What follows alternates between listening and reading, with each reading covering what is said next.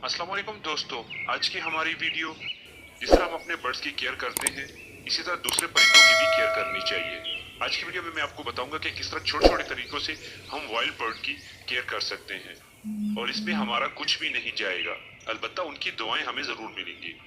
जिस तरह हम अपने बर्ड्स की केयर करते हैं इसी तरह हमें चाहिए कि हम वाइल्ड बर्ड की भी उसी तरह ही केयर करें, क्योंकि हम बर्ड्स लवर हैं।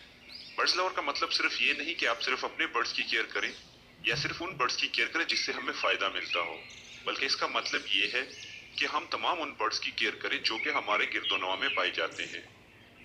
आज की इस वीडियो में कुछ ऐसी बातें मैं आपको बताने वाला हूँ जो कि आपको बिल्कुल फ्री ऑफ कास्ट होंगी और आप इन तमाम बर्ड्स की अच्छे से केयर कर सकते हैं। सबसे पहली चीज तो ये कि आजकल गर्मियों का मौसम चल रहा है। इस मौसम में बर्ड्स को बहुत ज्यादा प्यास लगती है और वो पानी की तलाश में इधर उधर घूमती रहती हैं। इसलिए हम तमाम बर्ड्स लवर को चाहिए कि हम कहीं छत के ऊपर या किसी ऐसी जगह पे जहाँ पे साया हो वहां पे एक बर्तन रख दें जिसके अंदर हम दिन में कम से कम 1 या 2 बार पानी चेंज करके रख सकते हो। आप तमाम दोस्तों ने प्यासे कौवे की स्टोरी तो सुनी ही होगी। जब वो कौवा प्यासा होता है तो वो इधर उधर घूमता रहता है और वो पानी की तलाश करता रहता है। जब कभी भी हम ऐसा करेंगे, कहीं पे पानी रखेंगे, तो इसी तरह तमाम कौवे और चिड़िया वगैरह आके उससे पानी पिएंगी। जब वो पानी पिएंगी और खुश होंगी तो उनके दिल से हमारे लिए दुआ निकलेगी। हो सकता है कि उनकी दुआओं की वजह से हमारे बर्ड्स और हमारे घरों में खुशियां आए। दूसरी चीज ये कि जब कभी भी आपके बर्ड्स दाना खा लेते हैं तो उसमें से कुछ दाना बच जाता है जिसे हम सीड क्लीनर या किसी भी तरीके से साफ करके दोबारा बर्ड्स को खिलाते हैं। जब कभी भी आपके बर्ड्स सीड खा लें तो आपको सिर्फ इतना करना है कि वो सीड आप साफ ना करें। उसी सीड को आप निकाल के किसी बर्तन में डाल के उस पानी के पास रख दें जो कि आपने वाइल्ड बर्ड के लिए रखा हुआ है। इससे ये फायदा होगा कि जो वाइल्ड बर्ड होंगे वो पानी भी पियेंगे और वहां पे आके अपना दाना भी उठाएंगे। इस तरह का दाना स्पेशली छोटे बर्ड्स के लिए होता है, यानी कि चिड़िया वगैरह के लिए।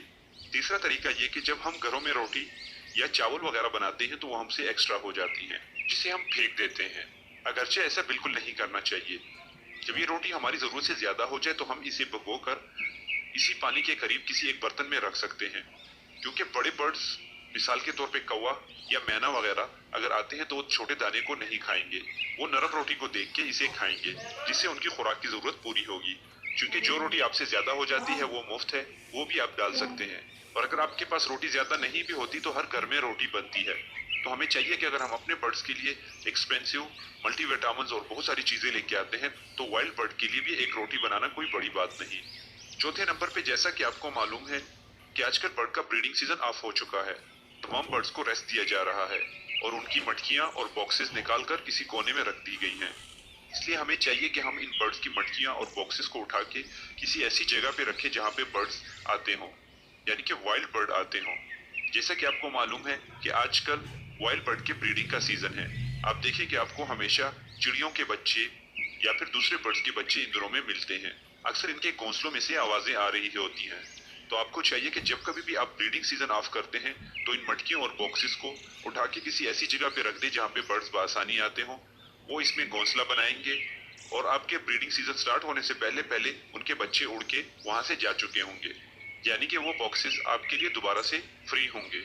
इसलिए बजाय इसके कि आप इन बॉक्सेस को कहीं फजूल कॉर्नर में रखें, इसे इस्तेमाल में लाएं और दुआएं हासिल करें।